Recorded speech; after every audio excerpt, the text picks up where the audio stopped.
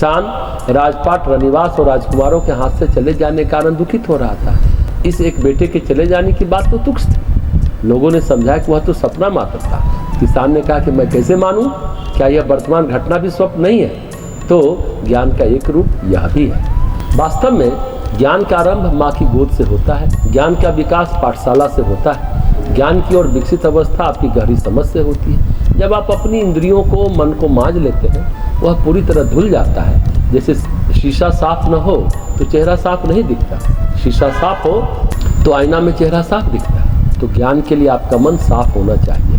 हर व्यक्ति आइंस्टीन नहीं होता, हर व्यक्ति शंकराचार्य नहीं होता। भगवान अर्जुन को कहते हैं कि मैं तुमको ज्ञान ही कहूँगा।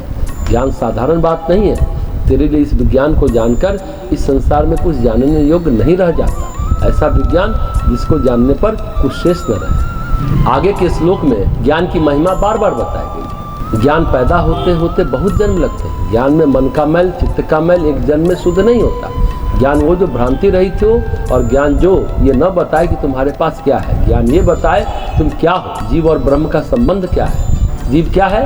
भगवान का अंश है। फिर ये सिर फुटअव्वल की जरूरत कहाँ है? लेकिन ये सिर फुटअव्वल चल रहा है, भ्रांति चल रही है। इसलिए माथापच्ची चल रही है कि अंदर भ्रांति घुस गई।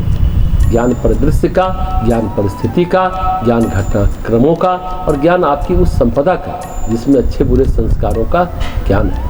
कहते हैं ज्ञान पाने के लिए शिक्षक से पढ़ते हैं। शिक्षक के पास जो ज्ञान है, विद्या है, वो बताते हैं। हम ज्ञानी जनों के पास जाते हैं क्योंकि हर मनुष्य के पास ज्ञान पूरा नहीं है। और पूरा ज्ञान हो जाए तो भगवान कहते हैं कि ज्ञान तो मैं ही हूँ। तो ज्ञानी पूरा हो गया, वो समझिए भगवान हो गया। गीता के 14 अध्याय का भी एक श्लोक है ज्ञान के बारे में। ज्ञानों में भी जो उत्तम ज्ञान है, उस परम ज्ञान को मैं फिर से कहूँगा, जिसको जानकर सब मुनिजन इस संसार से मुक्त होकर परम सिद्धि को प्राप्त हो गए। अंत में अर्जुन कहते हैं कि हमको ज्ञान हो गया। क्या ज्ञान हो गया?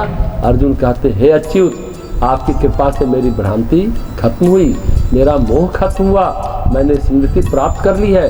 अब मैं संशय रहित होकर स्थित हूँ, अतः आपकी आज्ञा का पालन करूँगा। फिर संजय क्या कहते हैं? व्यास की कृपा से मैंने भी ये बातें सुन ली, भगवान की बातें, मुझे भी वो दृष्टि मिली। जो कहा उन्होंने मैंने सुना, समझा कि नहीं समझा मुझे नहीं मालूम, लेकिन संजय की अनुभूति और अर्जुन की अनुभूति में फर्क है।